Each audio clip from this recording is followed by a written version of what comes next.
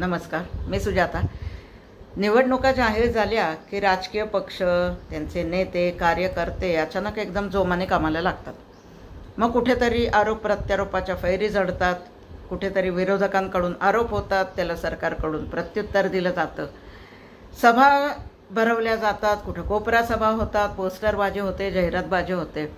वातावरण एकदम असं रणधुमाळीसारखं झालेलं असतं. अर्थात निवडणुका आल्या म्हणल्यावर लोकशाहीमध्ये या गोष्टी अपरिहार्य आहेत. पण विरोध तुम्ही कसा दर्शवताय याला सुद्धा महत्त्व असतं. महाराष्ट्राला किंवा पुण्यासारख्या शहराला सांस्कृतिक, ऐतिहासिक खूप मोठी परंपरा आहे. पण दुर्दैवाने महाराष्ट्राची सांस्कृतिक महाराष्ट्र ही ओळख कुठेतरी पुसट होत चालली गेल्या काही वर्षापासून. कारण राजकीय नेत्यांकडून अतिशय खालच्या शब्दांमध्ये, गलिच्छ शब्दांमध्ये वैयक्तिक टीका कुठेतरी विरोधकांवर केली जाते. आणि हा इतिहास 2019 पूर्वी महाराष्ट्राने नाही पाहिलेला.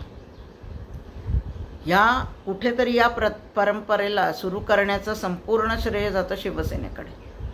कारण 2019 नंतर त्यांनी ही प्रथा जास्तीत जास्त सुरू केली आणि खूप आता त्याचं ओंगळवाणं स्वरूप आम्हाला जनतेच्या जे समोर येते ना, ते खरोखरच खूप दुर्दैवी आहे. विषय असा आहे की नजीकच्या काळात जेव्हा स्थानिक स्वराज्य संस्थांच्या निवडणुका आहेत, तिथे पुण्यासारख्या शहरात पुणे रेल्वे स्थानकाचं नामांतराचा विषयसुद्धा आता कुठेतरी थोडाफार गाजतोय. तेव्हा प्रत्येक राजकीय पक्षाचे नेते आपापल्या परीने एक एक प्रस्ताव तिथे मांडत असतात. यामध्ये मेधा कुलकर्णी यांनी बाजीराव पेशवे यांचं नाव त्या स्थानकाला द्यावं असा प्रस्ताव मांडला. त्याच्या विरोधात शिवसेनेकडून जे पोस्टर पब्लिश झालं ते अतिशय आक्षेपार्ह होतं. त्याचा मी इथं सर्वप्रथम मला तो निषेध नोंदवायचा आहे. त्याच्यात बाजीराव पेशवे आणि मस्तानी यांचा मेळ घालून ते पोस्टर तयार केलं गेलेलं आहे. यामध्ये मेधा कुलकर्णी यांचा उल्लेख कोथरूडची बाई असा केला गेला आणि त्याच्या खाली आशय असा आहे की तुम्हाला नामांतराचं जर काही एवढीच खुमखुमी असेल तर बुधवार पेठेचं नाव मस्तानी पेठ का नाही करत. मला नाही वाटत पुण्यातल्या कुठल्याही सुसंस्कृत माणसाला हे पोस्टर किंवा हे व्यंगचित्र पाठिंबा देण्यासारखं वाटेल. अतिशय गलिच्छ मानसिकता या पोस्टरमुळे या पक्षाची समोर आली, जी दुर्दैवीच आहे. समस्त स्त्रियांचा अपमान करणारं हे पोस्टर निवडणुकीच्या आधी तुम्ही पब्लिश करत असाल तर हा प्रश्न येतो की निवडणूक झाल्यावर चुकून माकून जर का हा पक्ष निवडून आला तर विरोध करणाऱ्या स्त्रियांना कुठल्या खालच्या पातळीवर जाऊन हे कार्यकर्ते टीका करू शकतात. हे दाखवणारं हे पोस्टर यांनी निवडणुकीच्या आधीच पब्लिश करण्याचं धाडस दाखवलं.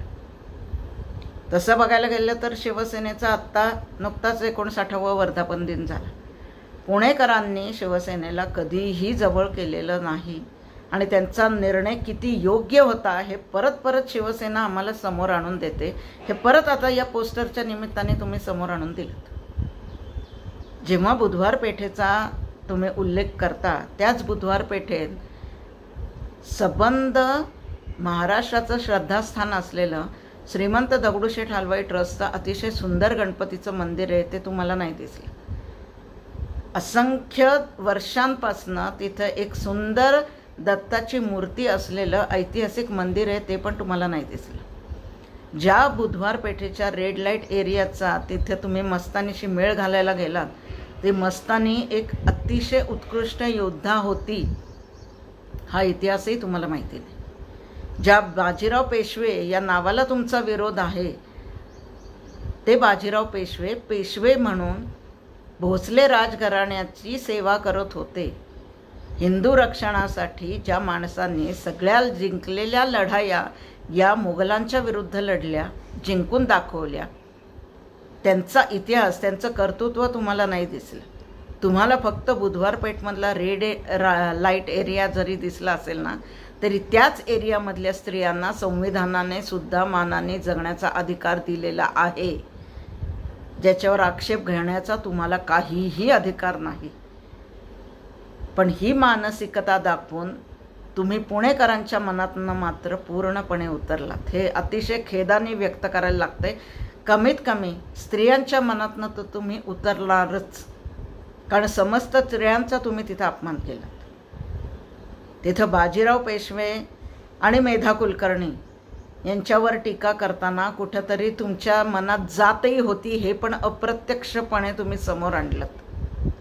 अतिशय खेदाची बात आहे की राजकारण किती खालच्या पातळीवर आपल्या इथं चाललेलं आहे.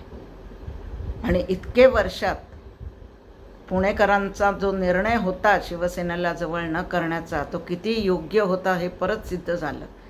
आणि तो समोर आणण्याबद्दल या पोस्टरद्वारे शिवसेनेचे परत धन्यवाद. आणि एकच विनंती करते समस्त राजकीय पक्षांना, नेत्यांना, कार्यकर्त्यांना सुद्धा, स्त्रिया या आपल्या संस्कृतीचं, आपण त्यांना देवी समजतो, तुम्ही देवीचं त्यांना स्थान द्या देऊ नका हा प्रश्न येत नाही, पण प्रत्येक स्त्रीला मानाने राहण्याचा एक अधिकार आहे आणि तो मान समस्त जनतेने ठेवायला पाहिजे. आपण जेव्हा भाषा वापरतोय तेव्हा आपल्याही घरात स्त्रिया आहेत याचं भान ठेवून पोस्टर तयार करत जा. यांनी फक्त तुमची नकारात्मक बाजू समोर येते, जी समस्त राज्यासाठी योग्य नाही. गलिच्छ भाषेत जेव्हा राजकीय नेते बोलतायत त्यावेळेला त्यांनी संयम बाळगावा आणि परत सांस्कृतिक महाराष्ट्र ही ओळख जी तुम्ही स्वतः पुसट करत आणली आहेत, तीच ओळख महाराष्ट्राला दिमाखाने परत मिरवता यावी, यासाठी आता तुम्हीच परत जबाबदारीनं विधान करून एक जबाबदार नागरिक म्हणा, नेते म्हणा आणि राजकीय प्रगल्भता असलेल्याची जाणीव कुठंतरी जनतेसमोर तुम्ही आणा, एवढी एकच विनंती करून मी आजचा व्हिडिओ संपवते. नमस्कार. आणि एकच आवाहन करते जनतेसाठी की अशी गलिच्छ मानसिकता आपल्याला या शहरात नकोय. तेव्हा मतदान करताना जाणीवपूर्वक विचार करून करावा, ही जनतेसाठी एक विनंती. नमस्कार.